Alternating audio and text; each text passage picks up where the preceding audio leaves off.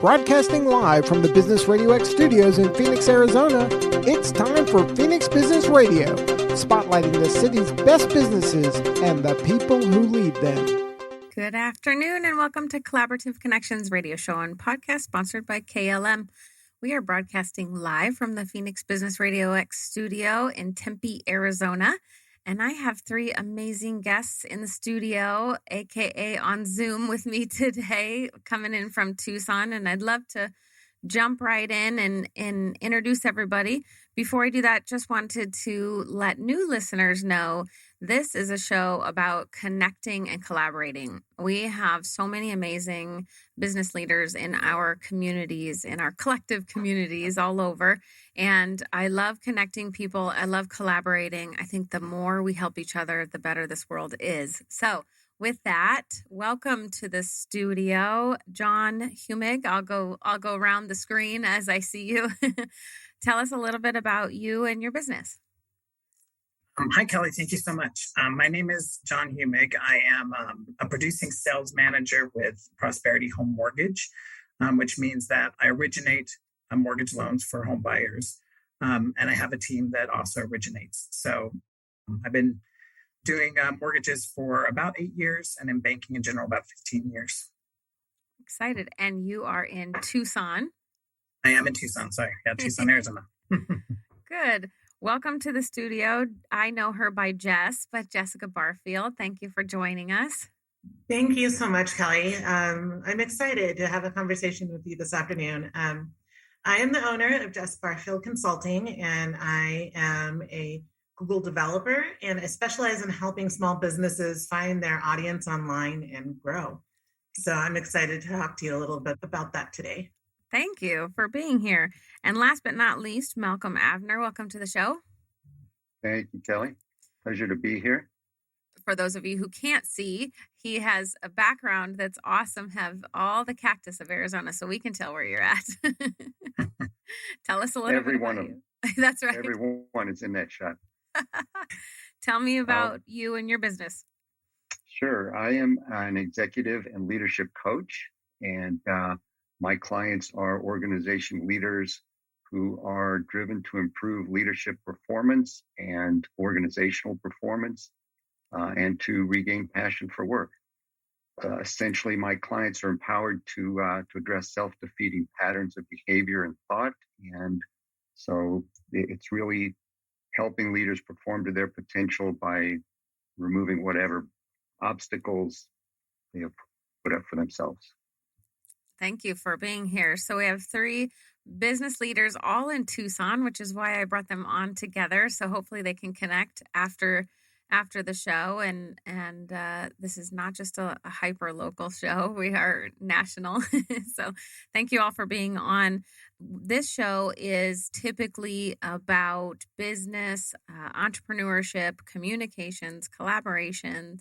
And so I wanted to connect everybody. And I always like to highlight a client, and Jessica is a client of mine and a referral partner and is amazing at what she does.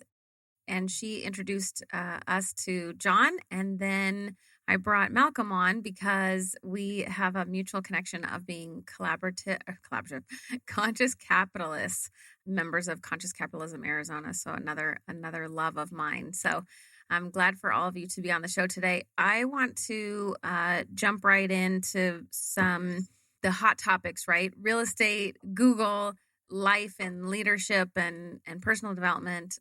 So I'll start with you, John. Give us a little bit of a quick rundown of current things, the current market, what's going on. I mean, most of us probably have a tiny handle on it, but you're the expert. So tell us what's going on in the real estate market. Yeah, right now we're experiencing a really unique real estate market. We're experiencing a shortage of listings, which means not a lot of houses are on the market right now, and there's a lot of buyers out there that are looking to buy houses. So we're seeing a lot of demand for houses. A huge shortage of houses available. And we're also seeing one of the biggest rate increases, 90-day rate increases in the last 30 years. So it's a really interesting market because it's some people that are trying to buy right now are now not able to buy the houses they could have last year, quarter three of 2021.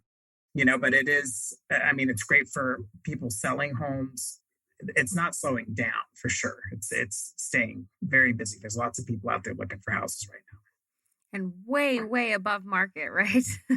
Yes. Yeah. So there's a lot of things that are happening. There's a lot of cash buyers in the market right now, as well as people offering above the offer price and paying, out of pocket to get into a house that they love, which is different than we really see.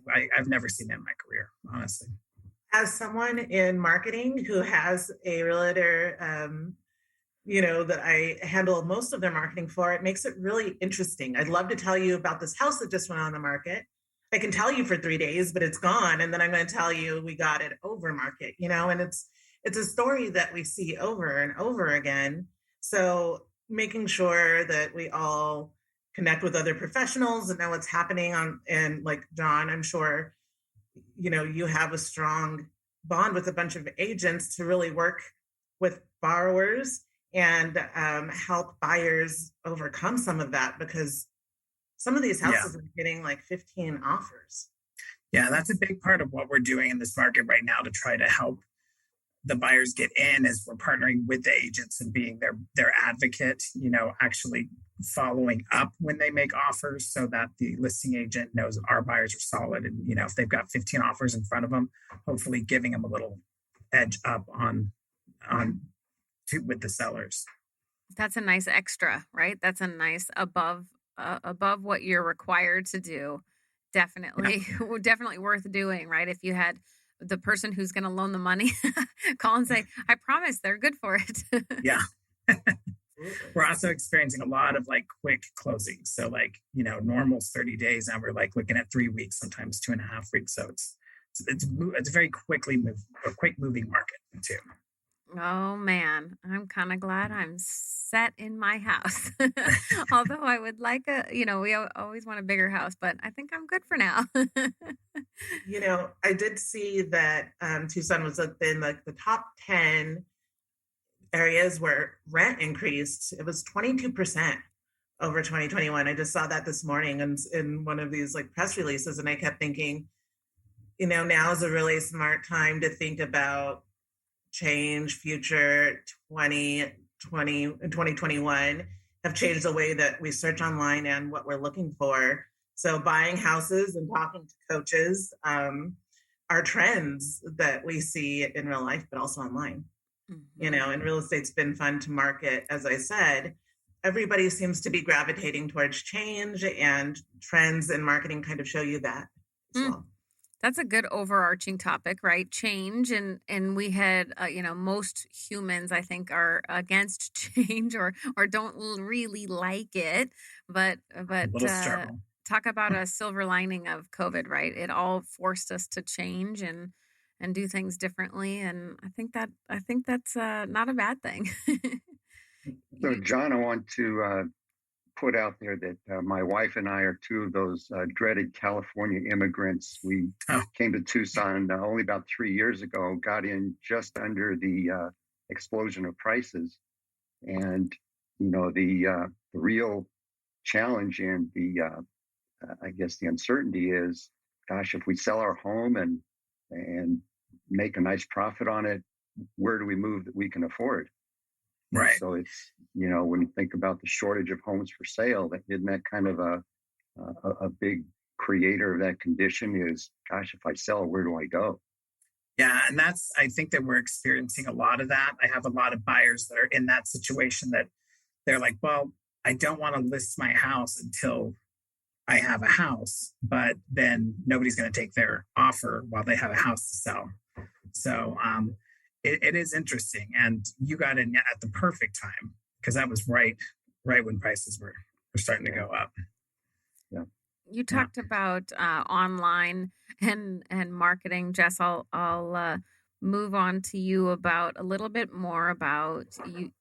I've never heard the term Google or certified Google developer, and until I met you, and paid ad specialist. And I was like, oh my gosh, I've been searching for you forever for my clients. So tell us a little bit more about what you mean by that. What do you do for people?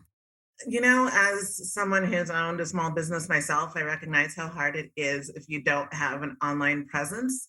Even if your business isn't online, it makes it difficult if you don't have a bit of an online presence and you're not found. And so I dove into really understanding Google and its products. And it sounds really intimidating whenever you start talking about the different platforms over the last 5 years. Now, what used to be one platform, there's Google Console, Google My Business, Google Analytics, that, it goes on. And so I've taken the certification online to really understand how all of those work together and how to make them work for your website and for you.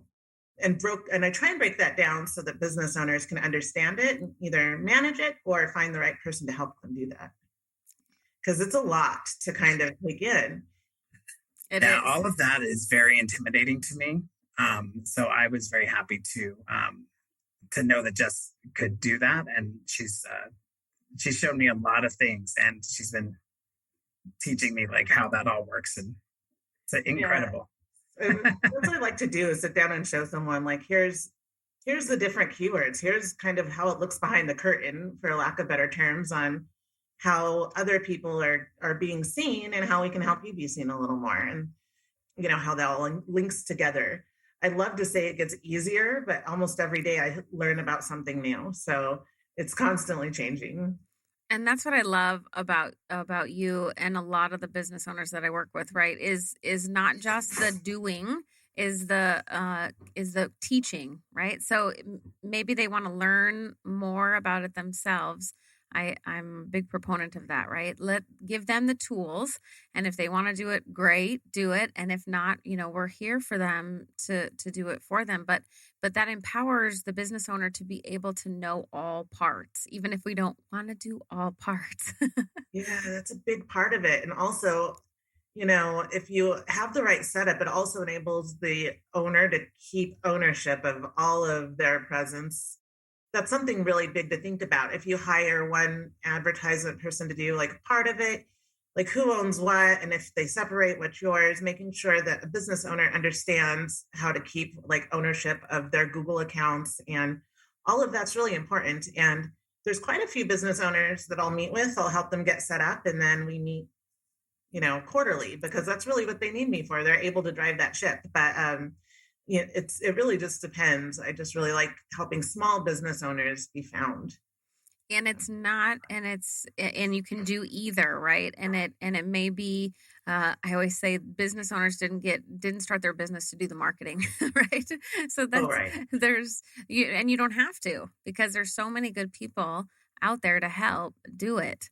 So thank you. Oh, and I think that, I get inundated with people calling me, telling me, I can do this, I can do that, we can do all these things, to make your business stand out.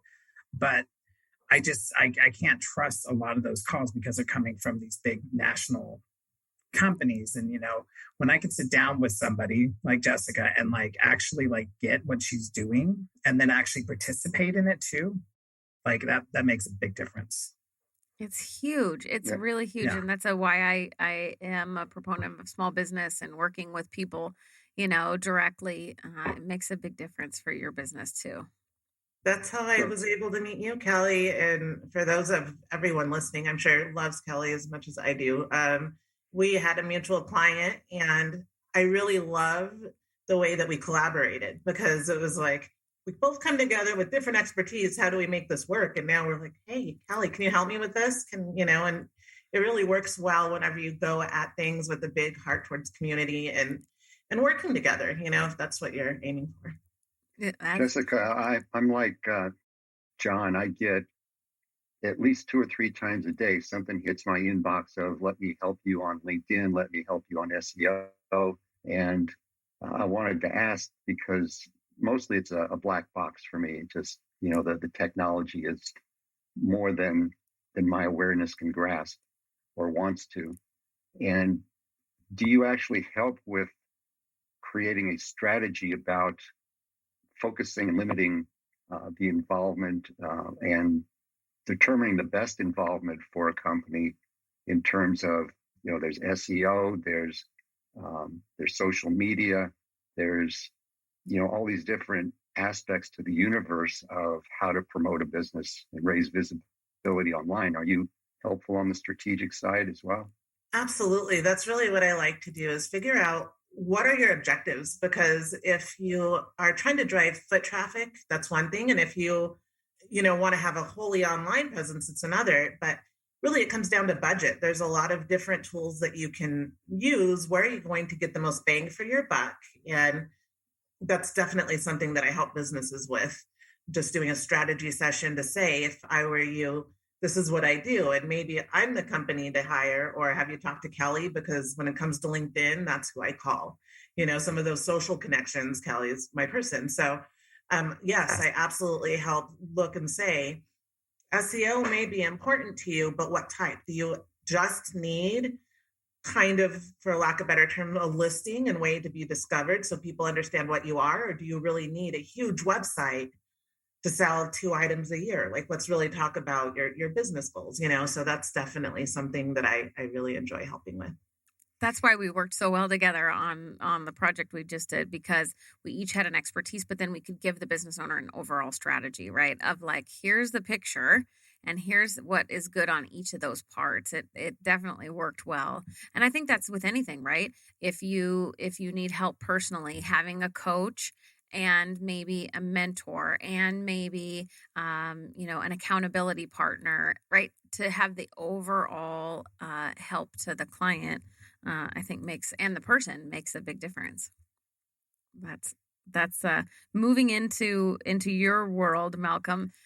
Tell us more about what kind of coaching you do for your leaders.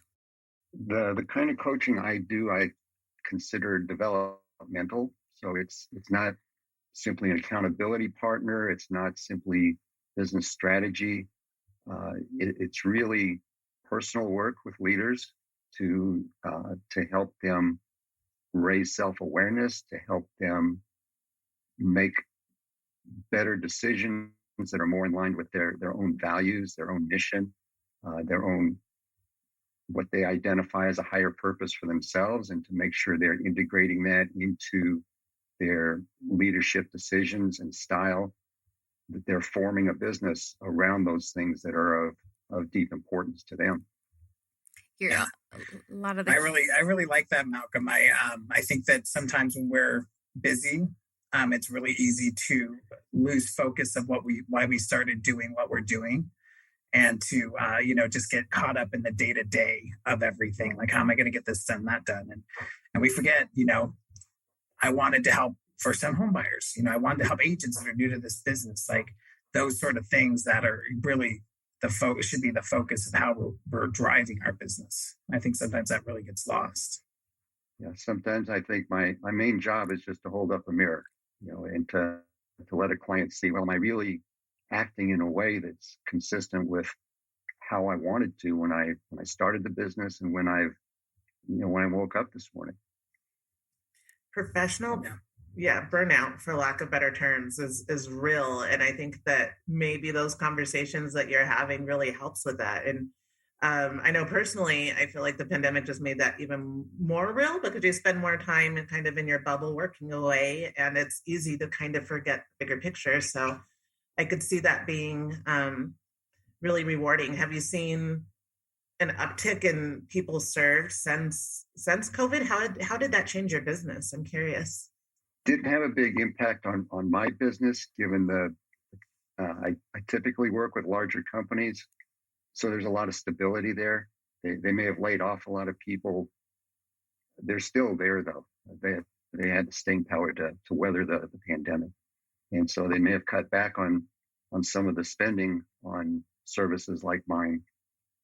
But the relationship survived, and now things are like better than ever in terms of growth, in terms of revenue.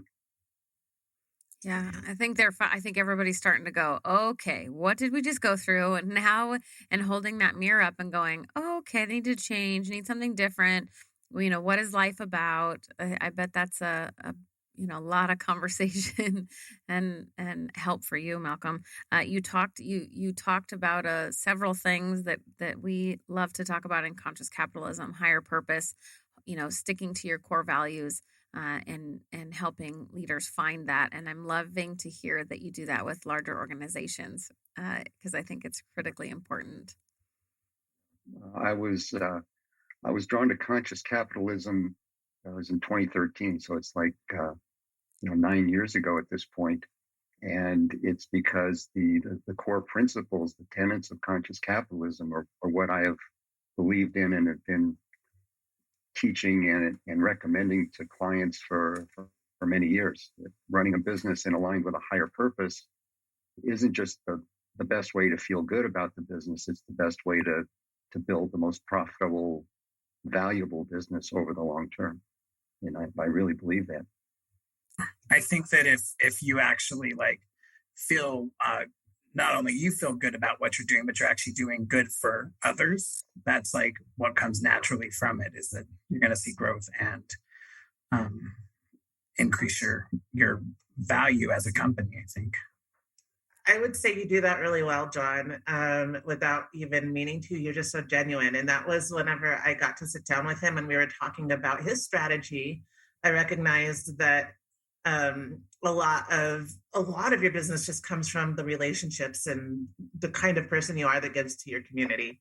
So I think that people are just kind of drawn to that. And you're right. I'm a big believer in kind of you receive what you put out. And so I think his personal brand was already strong in Tucson, and that helps. And, it definitely goes really far in meeting new people, and growing even online just becomes natural because people want to see you succeed. And then it doesn't feel like work, right? If you're aligned with your higher purpose, to me, it doesn't feel like work. It's like, oh, I can't wait to get up again and do that again tomorrow. Yeah, it has a different feeling when you're doing what you intend to do and what you want to do, what you love to do.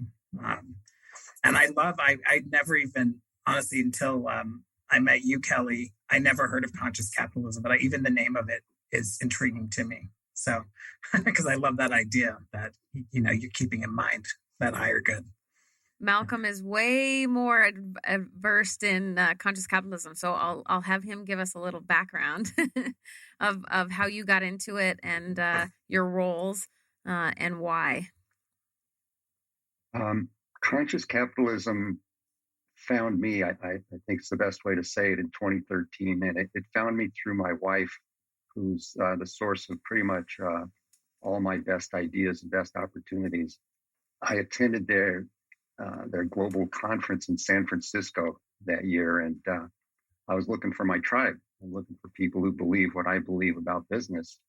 And I found them. And at the end of the 2-day conference, they asked a small group of us who had shown some interest, does anybody want to start a local chapter? And much to my surprise, I volunteered to start a chapter, which I did in San Diego. Conscious capitalism I affiliated with because it represented what I already believed, and it was sort of an opportunity for me to tag along on the brand in a way that I could never have that big a brand for me personally, but affiliating with conscious capitalism has given me visibility and even clarity about my message. Clarity is key, right? Yeah. I'm a recent conscious capitalism member and on the leadership team. I had quite a few that I knew, leaders in locally here in Arizona, that were part of conscious capitalism. So I've always heard the name. Obviously, Phoenix Business RadioX is a sponsor of conscious capitalism, which is why it's on the back here. And so I'd always heard about it. And then a couple of people from the leadership team said, please, we have an opening for the marketing marketing director on leadership. Will you please come join us? And I said, what is conscious capitalism? So I just started to dig a little and started to see that, like you, Malcolm, the things that I always believed in now just have words, now just have like ways to describe what I always was. They call it an unconscious conscious capitalist, right? I was that. So it was a very immediate draw to, I want to learn more. And yes, I want to help this movement grow, because we all can make money. It's okay to make money. It's okay to be in business. It's good to have small business, large business, and we need to do it with a higher purpose and with our why, and a win-win-win for everybody. So it was an instant, yep, sure, absolutely. Let's, I'll jump right in. So that was just last May, and have met some amazing leaders, and I had a nice community now of people who all think the same, right? We all want to help each other. We all want to, we all stick to our core values, or want to, right? Strive for that, and have that higher purpose. So it's been a cool new thing for me. And Malcolm, when you moved over here, have you met anybody in Tucson in the Conscious Capitalism Arizona chapter? I've met who was the president at the time that I moved to Arizona, Sarah McCraren, who actually lives very close to me, and she was my main contact getting involved with the movement here from Tucson. And there's just so many, as you said, there's so many great high character people, and intelligent, capable leaders and business people involved in Phoenix, that as I said at the start, I found my tribe, and they're just up the street. It is really nice. Well, without sounding, you can't see this except for everybody who will see this after the fact on our video, but Conscious Capitalism in Action, we're having an event partnering with Max 6. The founders of Max 6 are the founding members of the Conscious Capitalism Arizona movement, Local First, Tempe Chamber, City of Tempe, and the Tiger Mountain Foundation. We're putting on an event April 29th, 5:30 to 8:30. So it's a Friday night in case you guys want to come to Phoenix. There are going to be a couple hundred people, media, and just showing how we can collaborate and build this community together. They formed a garden outside of Max 6 for the homeless population that was around here. Instead of building a wall, they decided to partner with Tiger Mountain Foundation and build a garden to help feed the people. And so we're going to do a ribbon cutting of sorts. And it's just going to be, if you want to know where all the people who believe all these things we've been talking about are going to be on April 29th. Now you know. I love that. I wish I could go. I'm out of town, but I would be there. It sounds really cool.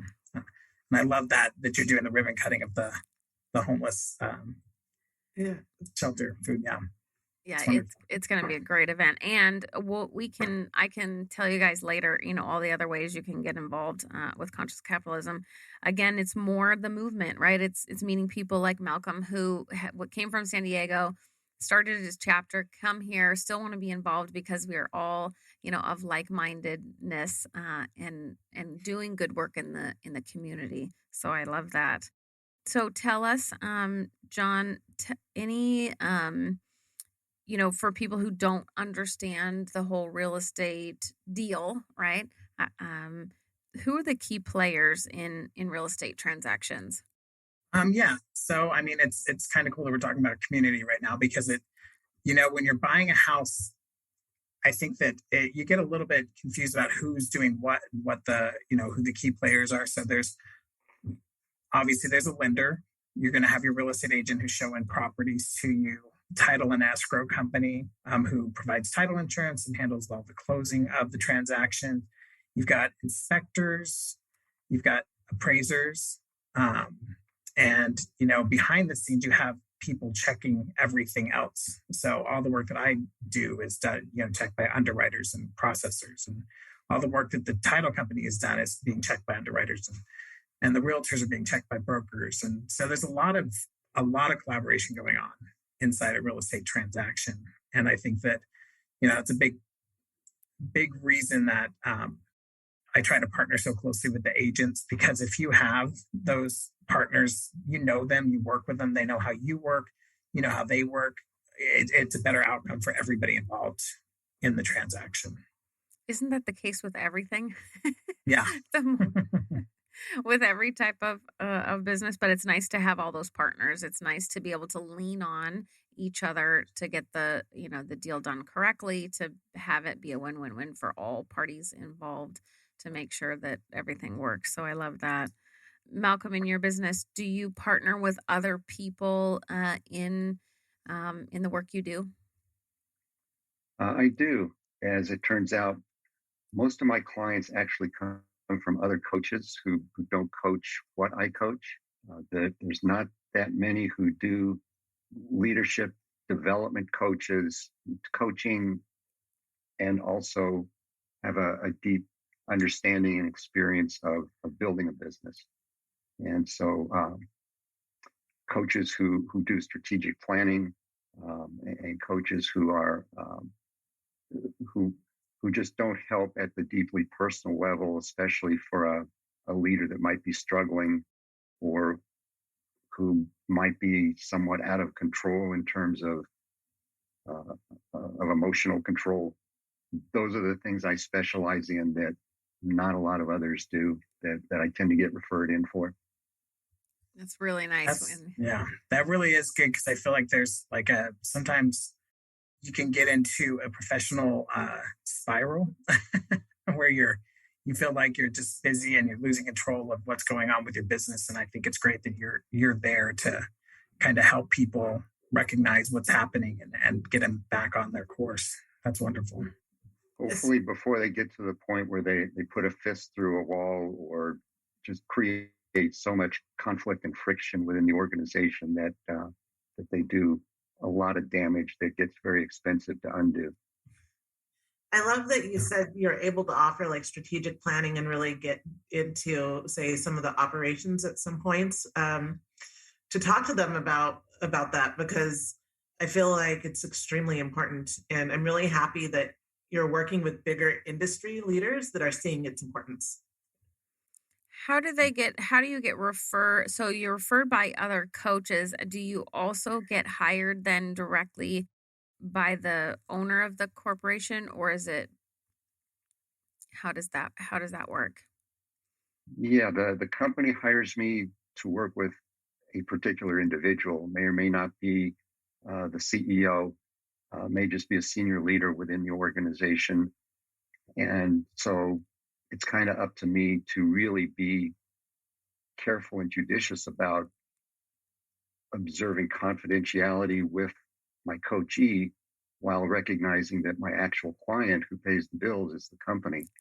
And that's a tightrope that so far I haven't fallen off of. That would be pretty tight, I would assume. Well, that's really cool, because there are, like you said, a lot of coaches who do all those other things, but if we don't help the emotional side of things and help the leader personally, then they can't show up well, I assume, or don't show up well in their in the business. Yeah, and I think that at the level that you're working at, Malcolm, like it has a trickle down effect, right? So if the leadership is spiraling out of control or having some personal issues, then the leaders below them are starting to feel that and probably starting to experience some burnout of their own. Yeah, that's a great observation, John. And my mission in my business is to help workers and professionals in the company and their families, and I do that through the senior leader. So it's that trickle down effect that is at the essence of what I'm trying to achieve. It's the creating of a conscious culture by creating a conscious leader. Malcolm, how long, if you don't mind, how long have you been doing this? And I think it's really interesting that you just said, like, it's a trickle down effect, and it brings into mind a position I keep seeing, and it seems to be the new, like, hot position is a leadership, like a change coach, someone to just do that. How long have you been doing this type of work? Since the dark ages. Actually, I'll put a number on it. I've been doing one-to-one work for a little over 25 years. And it was interrupted at one point by an entrepreneurial venture for 5 years that I started and ran a company and then sold and came back to doing what I'm really good at and what I really enjoy and what I really feel is impactful.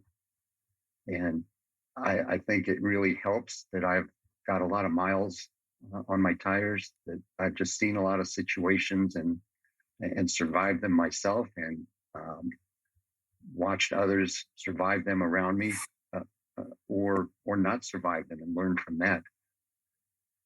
Well, it sounds like you might have started a trend in the sense of, I'm happy to see that companies are finally recognizing that they should be supportive on that level for their employees. And I'm excited to 15 to 20 years of experience, and they're looking at some of these different positions and how to transfer skills from others and to change leadership. And so I think that you probably have a lot to teach a lot of people. I'm really interested in that. It's really interesting. One of the reasons I affiliated with Conscious Capitalism is the movement has attracted some very large companies, whether it's Whole Foods or Southwest Airlines or Costco. And because of the presence of those global brands, a lot of other large companies have looked at this movement and said, well, maybe there's something there. And, it's really intentional on my part to reach those bigger companies, because I think the smaller owner-operated companies, once the owner gets it, the company's got it. But for a big company, there's a lot of layers of leaders and owners and investors to go through to get it before it actually gets into the company and sticks. Takes a lot more time and a lot more effort, I assume, to get to have the trickle-down effect for larger companies. Yeah. You got your hands full. I asked for it. Better you than me. Well, that's exciting. Well, I'm going to switch gears a little bit, Jess, for people who don't understand SEO at all. Can you give us a little background on what that means? Because like Malcolm and John have said, all of us as business owners consistently get inundated with people saying, I can help you with your SEO. I can help you with your SEO. And you're like, oh my gosh, can you just stop calling me? Because I don't even know what that means. And I really, I'm not saying I don't, because obviously I help teach it. But for you, for people who don't understand, what does that mean? That's a really big question, just because SEO, if you think about it, we were using that term in the early 2000s when we had AOL and Google was just getting started. Like, how do I get put on the search engine optimization? And now flash forward to 2022. And that really just means, are you being found online, and are you being organized the way you need to be found online, right? So search engine optimization is just being discovered. And it sounds a whole lot harder than it is. When I talk to a small business owner and they're asking me 1,000 questions, they're like, how often should I update my content? And how many social media accounts do I need to have? I'm like, wait a second, before we go there, let's talk about 4 things. Where's your website? Have you signed up for Google Console? Do you know how people are finding you? And who is your audience?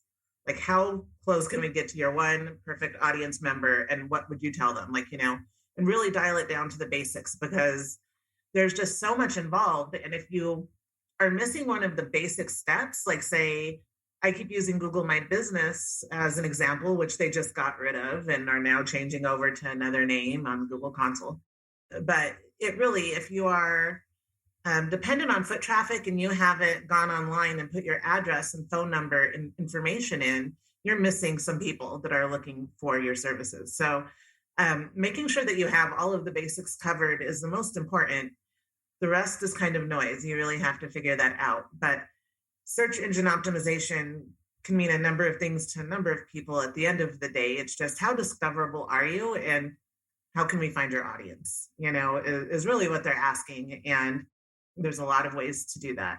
So I've been really amazed to see how, even just how I now show up with working with Jess. Now I show up on my own searches and I'm like, oh, That's a pretty good ad. Well, now we need to figure out how you're searching. Just kidding, but no.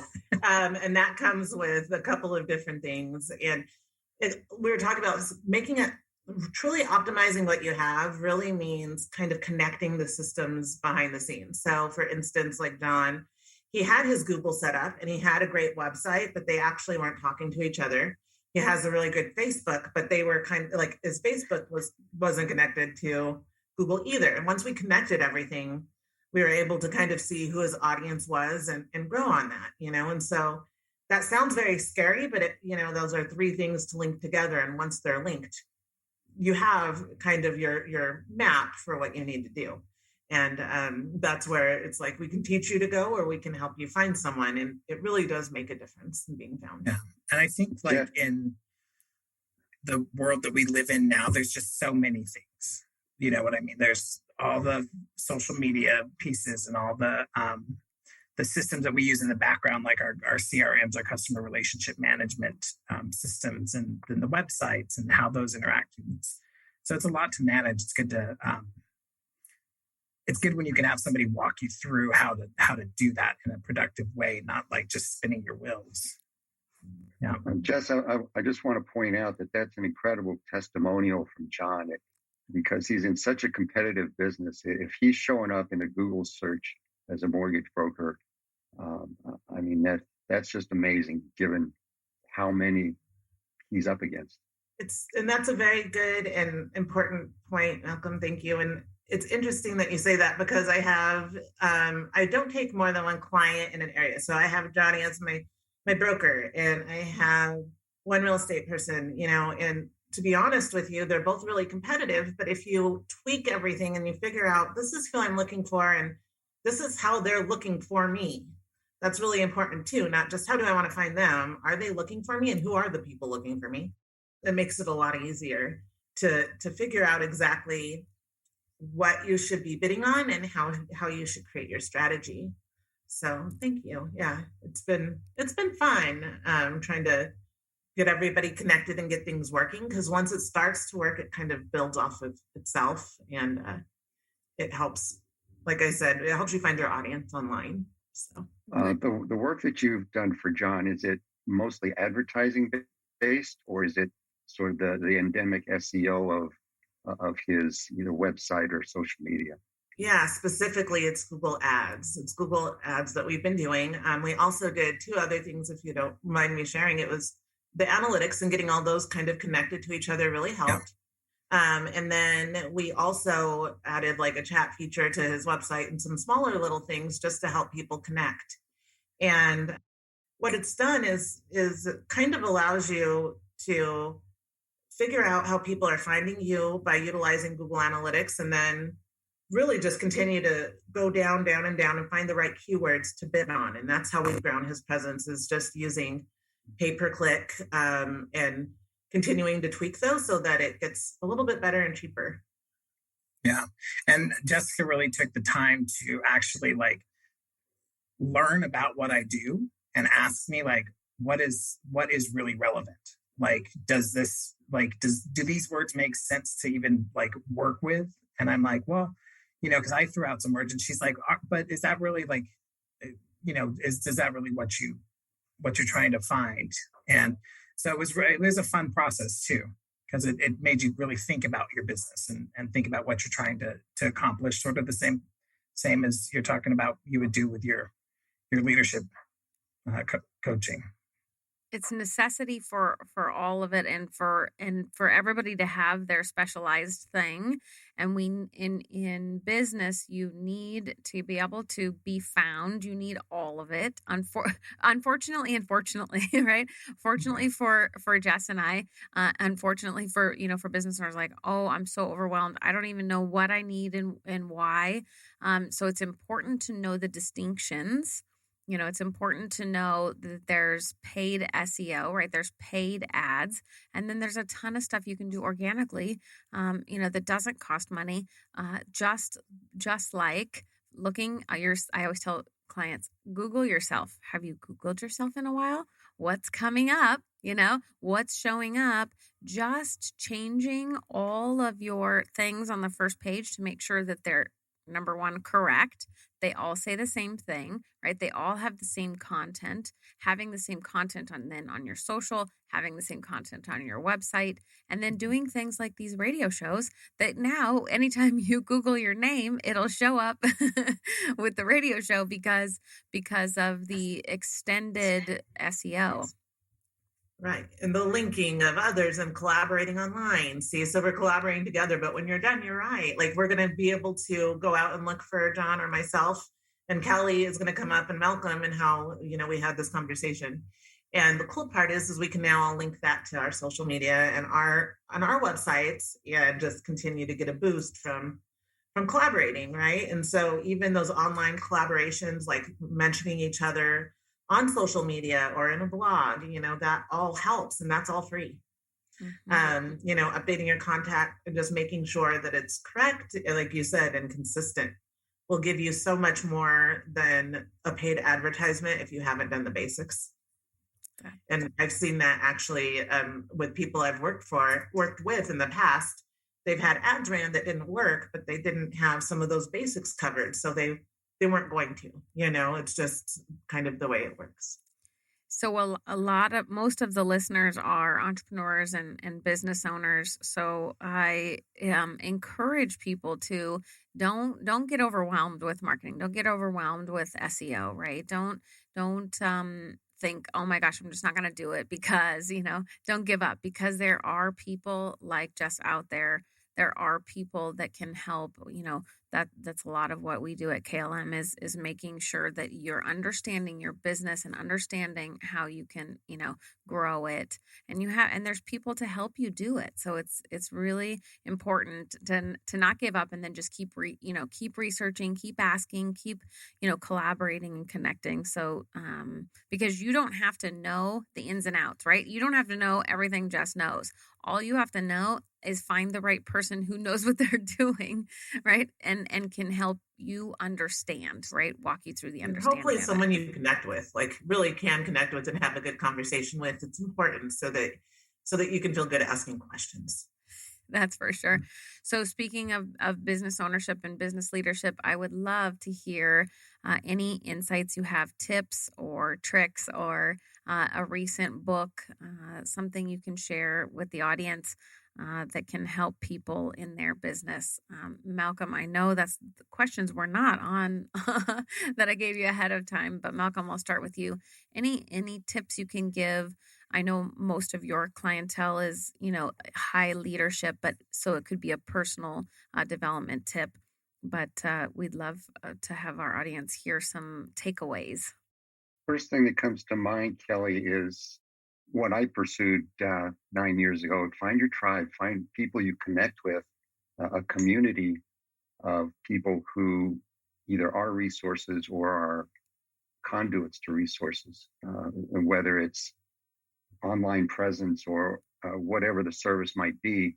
Connect with a community, if not of conscious capitalism, something like that, where you're networked with people who are like-minded and have complementary services and businesses. And beyond community, I would say the next thing that comes to mind is be true to yourself. Don't compromise your values. Don't compromise your priorities. Pursue your business in a way that your business is going to show up the way you would want a business that serves you to show up. So it's the old business golden rule thing. And let's see, I'll recommend the book. The one that comes to mind for me is a book that's part of my program called Fierce Conversations. I really like this book. It's by Susan Scott. It was written quite a while back. She has updated it since the original version, but it's a really great handbook about how to have productive, safe, deeply excavating kinds of conversations in the workplace and beyond. So many great nuggets, all in how many? A minute? 2 minutes. That was thinking on my feet. You didn't That tell me was, I'd have to do this. I didn't, and that was very impressive. Thank you so much for that. Jess, what about you? Any tips, actionable items people can use?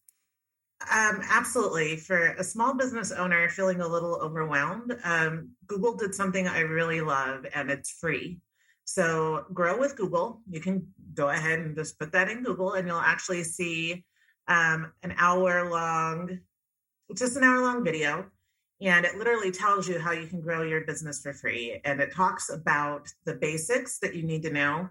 And if you want to know more, you can find out more. But I would encourage anyone that really needs a strategy or is going to hire someone to watch that and ask the right questions before you do.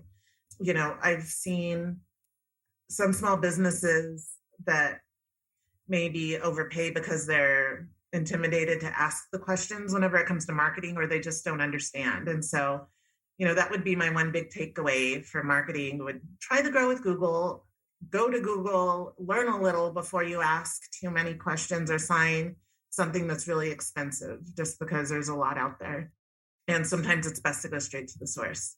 And then secondarily, I would say network and collaboration is number one. And regardless of where you live now with COVID, it's given us opportunity through Zoom to have this conversation. And so putting yourself out there is hard, but it's something that's necessary. And it's one of the harder risks, I think, or one of the bigger steps small business owners have a hard time doing, is just putting themselves out there to meet people. Try and do that early on and find people that, like Malcolm said, are like-minded to do so.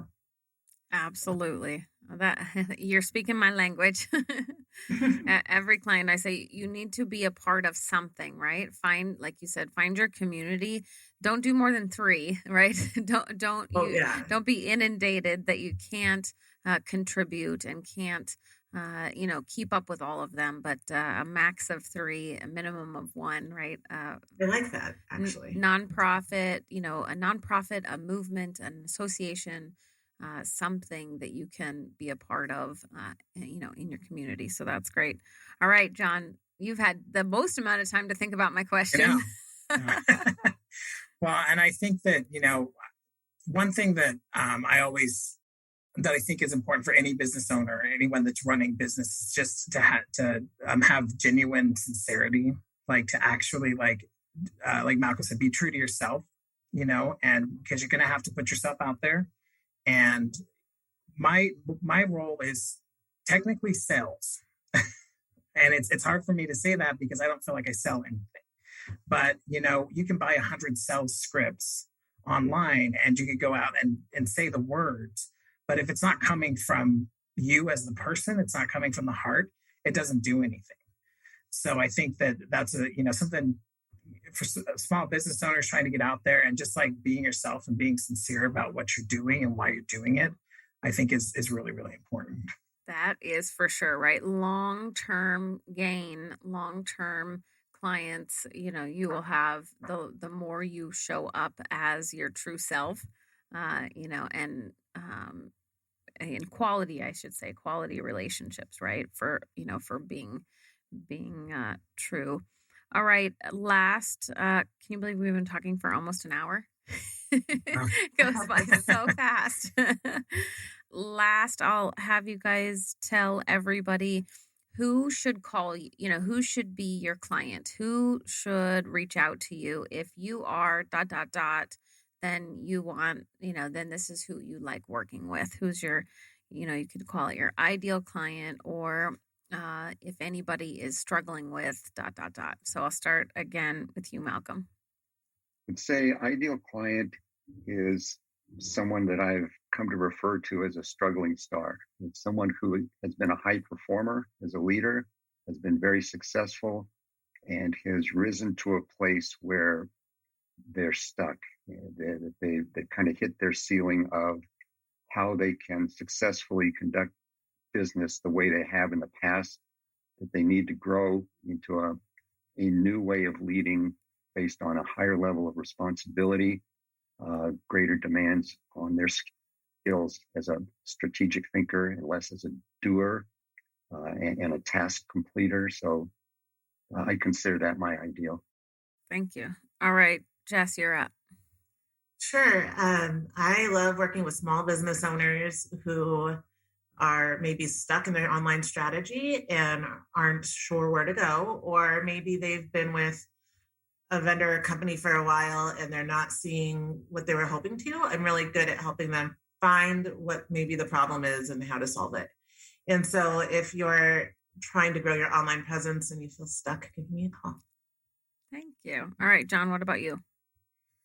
I think for me, I have really two categories of clients that I really am looking for at any given time. And, obviously real estate agents are my number one client because that's where I'm going to be able to establish a relationship that's a working relationship and refer business back and forth. I think an ideal agent would be somebody who's getting started and just learning how to get into this business and need somebody that's willing to take the time to talk to them about each step of the process.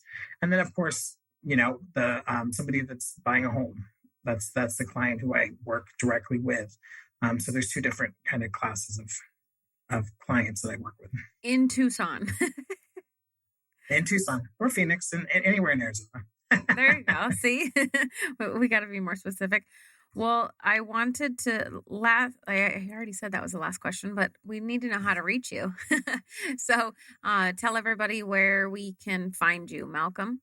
Easy spot is a website, which is my name, malcolmabner.com. It's Malcolm with two L's and Abner with a V as in Victor. Good. And you can go ahead and go to my website, jessbarfieldco.com. And I have my marketing and Google services there. Thank you. John, what about you? And my website is johnhumig.phmloans.com. Or, of course, you can just Google me. There you go. There's a good plug for Jess. Thank you all so much for joining me today. I hope everybody had a chance to hear these amazing leaders and connect, please, afterwards. The more we connect and collaborate, the better this community will be. You've been listening to Collaborative Connections radio show and podcast sponsored by KLM. Do what you love and outsource everything else. DuplicateMyself.com. Have a great day, everybody.